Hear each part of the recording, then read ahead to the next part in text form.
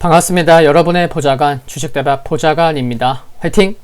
영상을 보시기 전에 구독과 좋아요 부탁드립니다. 감사합니다. 투자는 개인의 판단에 따르지만 이번 영상이 큰 도움이 되시기를 바랍니다. 이번 영상은 두 개 기업의 진단 영상입니다. 후성, HB 테크놀로지입니다. 지금 보시듯이 오늘 후성 크게 상승했습니다. 수급만 잠깐 봐볼게요. 수급 보면은 기관의 4일째 매수, 그리고 이번 주 들어서 기관의 매수 규모가 상당히 커지고 있는 것을 알 수가 있는데요. 우선 회사부터 좀 봐보도록 하겠습니다. 후성은요, 2차 전지형 전해질, 반도체용 특수가스, 에어컨 냉매, 무기 불화물 등을 생산하는 업체입니다. 특수가스와 2차전지 비중을 합치면 둘이 50%를 좀 넘는데 이쪽 부문이 증가하는 중에 있습니다.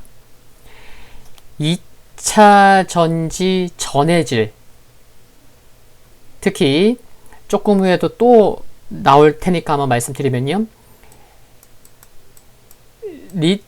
육불화 인산 리튬,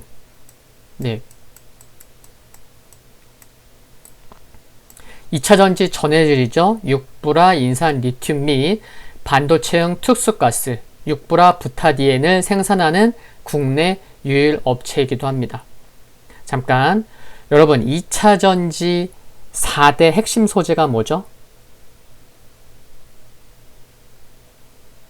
양극재, 음극재, 그리고 분리막이랑 전해액이죠. 이 육불화 인산 리튬 은 2차전지 4개 핵심 소재인 전해액을 만드는 데 반드시 필요한 전해질 소재입니다. 그리고 후성은 전해질 첨가제도 제조 판매하고 있는데요. 뭐가 있냐면 역시나 또 불소가 들어갑니다. 리튬 테트라플루오로 붕소산염입니다. 그리고 또 하나가 뭐냐면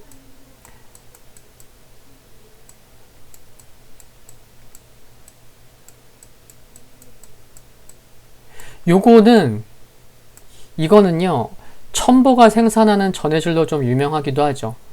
수명 향상 및 충전 시간 단축에 사용되는 이제 전해질 첨가제라고 볼 수가 있습니다. 잠시 후에도 육불화 인산 리튬, 요거는 잠시 후에 또 얘기가 나올 수 있습니다. 기억해 두시면 좋겠고요.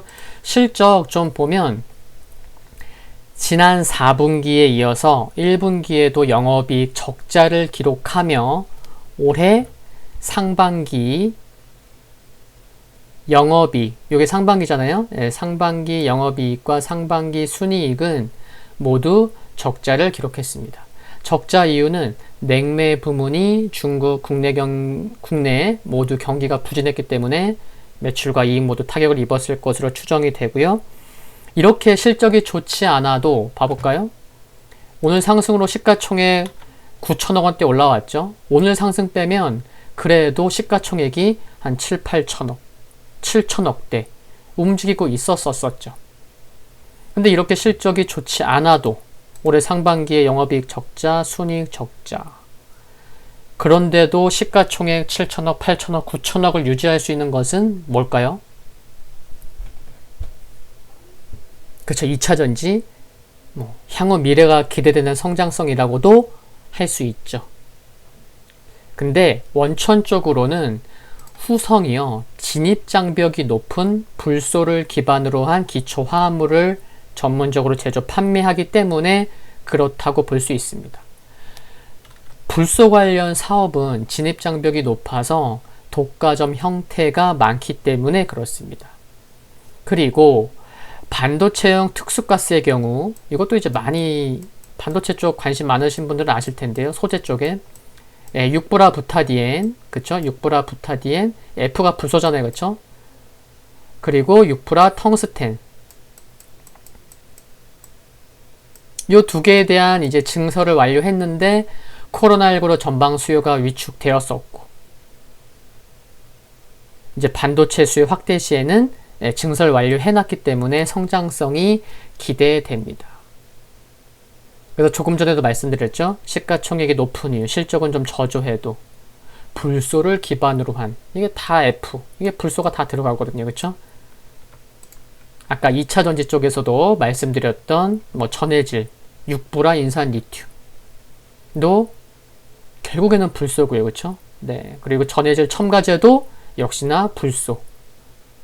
이쪽이 진입 장벽이 높다. 그런 것도 말씀을 드리겠고요. 다 불소를 기반으로 한 화합물이라는 거죠.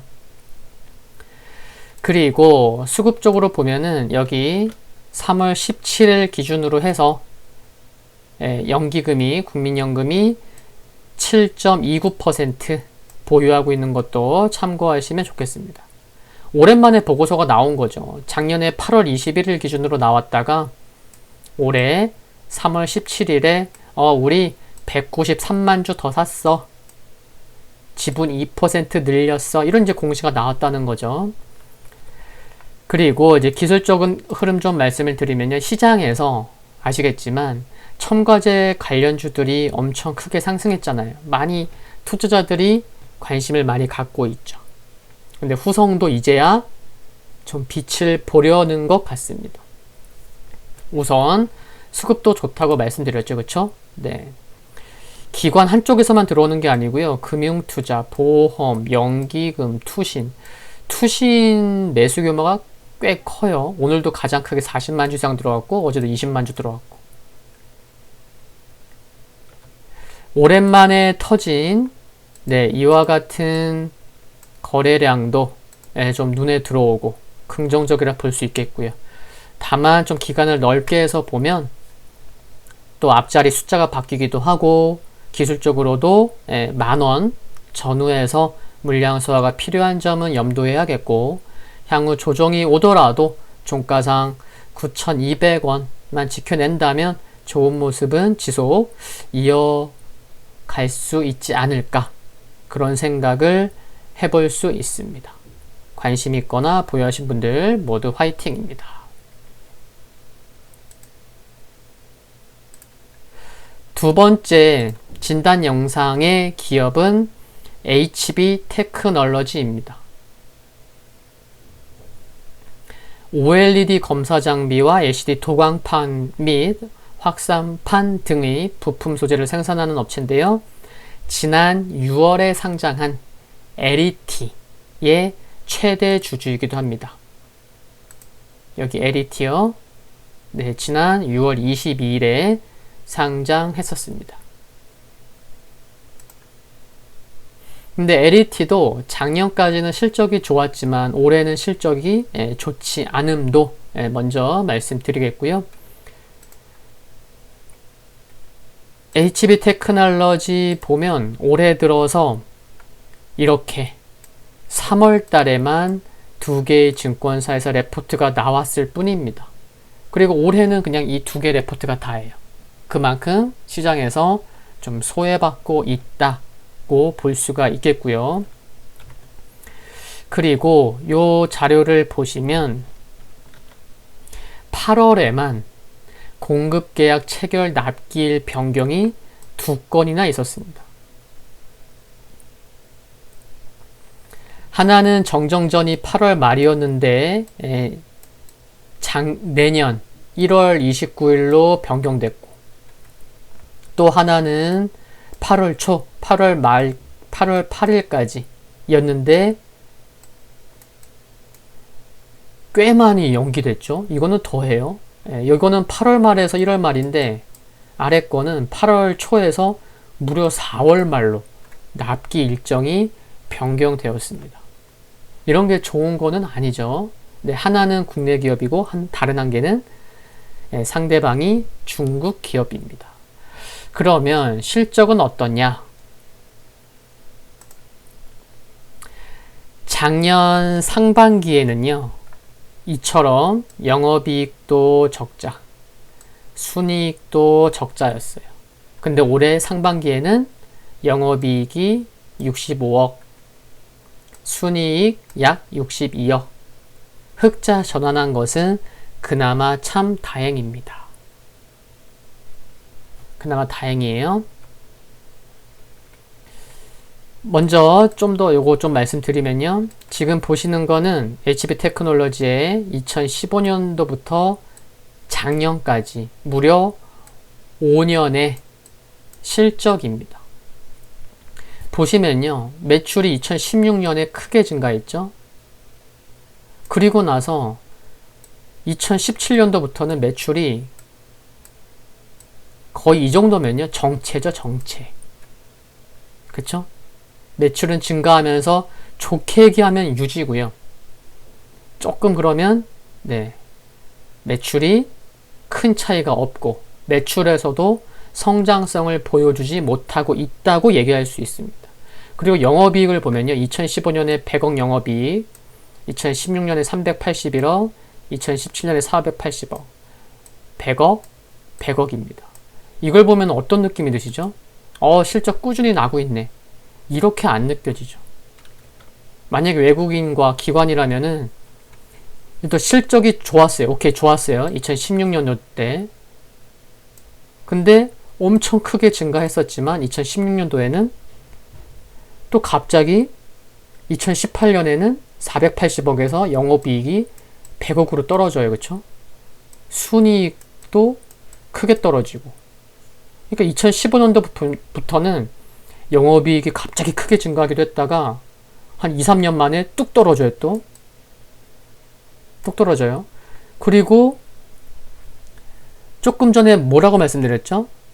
실적 작년 상반기에는 영업이익과 순이익이 적자라고 말씀드렸었잖아요. 그쵸? 근데 작년에 영업이익과 순이익은 또 흑자예요. 그럼 이 말은 뭐죠? 작년 상반기에 적자였지만 하반기에 뭔가 수주받은 것에 대해 실적이 잡히면서 상반기 적자를 가까스로 벗어난 것이라 생각할 수 있습니다. 그러니까 지금 보면요. 매출은 정체되어 있고 영업이익 편차가 너무 커요. 그러면 투자자들로 하여금 신뢰를 주기가 쉽지가 않습니다. 상반기 적자였다가 하반기 실적 잘 나와서 간신히 흑자됐다가 실적 확 좋아졌다가 2, 3년 만에 또 다시 도로 또 꺾이고. 그럼 이런 종목을 중장기 투자하기가 쉽나요? 쉽진 않죠. 차트 한번 봐볼게요. HB테크놀로지의 한번 주봉을 봐보겠습니다. 2016년도 실적 좋았죠. 2017년이 실적이 최고였고 주가도 2017년이 최고였습니다. 조금 전에 실적 봤죠? 영업이익 100억이 막 300억, 400억으로 레벨업이 됐죠. 그래서 주가도 레벨업이 된 겁니다. 근데 이때 이후로 실적 안 좋아졌죠? 영업이익 100억으로 확 꼬꾸라지고 매출 정체에다가 그러니까 주가가 큰 반등도 없이 벌써 고점 대비 3년이 넘게 큰 반등도 없습니다. 그래서 이렇게 실적 편차가 또 변동성이 큰 기업의 경우에는 중장기 투자를 하기가 어려운, 솔직히 말씀드리면 중장기 투자를 해서는 안 되는 범주에 속합니다. 시장 참여자들에게 실적에 대한 뭔가 방향성, 믿음을 주기가 매우 어렵죠. 그렇기 때문에 그렇습니다. 그러니까 풀어서 설명드리면 잘 나갈 때 왕창 벌어놓고요. 뭔가 수주 못 받으면 보릿고개 몇 년 넘기는 거예요. 1년, 2년, 3년. 그러다가 또 전방산업이 좋아지고 또 수주 받으면 또 왕창 벌고 이런 패턴들이 지속되면, 근데 이런 회사가 또 특별한 악재만 없으면 돈은 계속 그래도 조금씩 해서 벌잖아요. 많이 벌어놨다가 조금 그 차이일 뿐이지.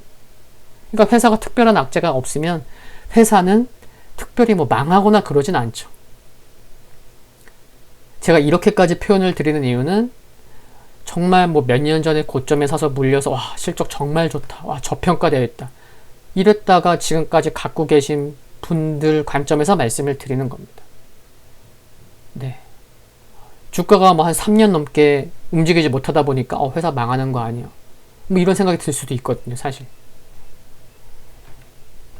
그래서 이와 같은 경우는 주가의 본격적인 상승이 언제 나올지, 언제 시작될지는 쉽게 예상을 할 수가 없는 것이 참 안타깝습니다. 일봉을 한번 봐볼게요. 일봉을 보면요. 여기서부터 올해죠. 2020년 1월이에요. 근데 올해 들어서는 주가가 반등을 하려고 하더라도 반등하려다가 200일선에 막히고 241선에 막히고 지난 3월까지는 그랬었어요. 하락하는 200일선과 하락하는 241선이 부담이 됐었어요. 그리고 코로나 이후에는 5월부터는 반등이 나오지만 121선, 하락하는 121선이 또 부담이 돼요. 그리고 또 7월에는 반등을 하려고 하면은 이제는 하락하는 61선이 부담이 돼요. 이게 뭐죠? 전형적인 역배열입니다. 초반에는 장기 이평선이 부담되고요. 이제 주가가 계속 꺾이다 보니까 그리고 반등하려면 이제 장기 이평선이 아니고 그보다 또 낮아진 121선이 부담되고 이제는 또 반등하려면 또 61선이 부담되고 그러면 또 뭐죠? 이제는 또 반등하려면 뭐가 또 부담되는 거죠? 21선이 부담될 수 있는 거죠.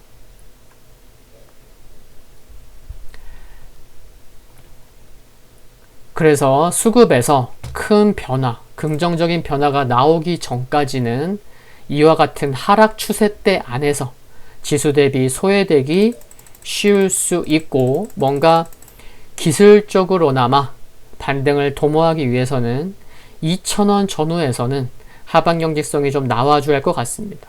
근데 이마저도 강하게 지키지 못하면 1,800원 수준까지의 추가 하락은 열어두어야 할 것 같습니다. 국민연금이 4월, 제 공시를 보니까 전자공시 시스템에 들어가서 보니까요.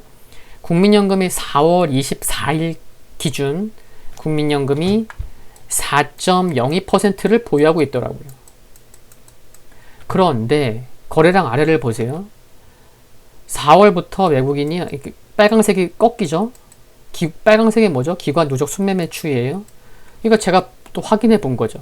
국민연금 4월 24일까지 4월 24일 기준으로 4% 보유하고 있었는데 거래량 아래를 보니까 기관이 계속 팔고 있는 거예요. 그러면 한 5월부터 봐볼게요. 5월부터 보니까 5월부터 9월 1일 오늘까지 4개월간 기관이 얼마 팔았어요? 약 650만 주를 팔고 있는 거예요. 그럼 연기금 얼마 팔았어요? 364만 주. 그러니까 제가 전자공시 시스템에 들어가서 확인해보니까 국민연금이 4월 24일 기준으로 약 4% 갖고 있었는데 5월부터 보니까 국민연금이 364만 주를 팔고 있는 거예요. 300만 주 넘게. 그러면은 아직 공시만 없을 뿐이지 어쩌면 4%가 아니고 지분이 줄어들지 않았나 하는 생각도 충분히 가져볼 수 있는 것 같습니다. 그렇겠죠? 보유하신 분들께 긍정적인 내용을 전달하지 못해 안타까운 마음을 가지면서 HB테크놀로지 상담은 이 정도로 마무리하겠습니다. 화이팅입니다. 도움되셨다면 구독과 좋아요 부탁드리고요. 영상물 아래에 좋아요 클릭은 큰 힘이 됩니다. 성공 투자하시기를 기원하겠습니다. 즐거운 저녁 되십시오. 감사합니다.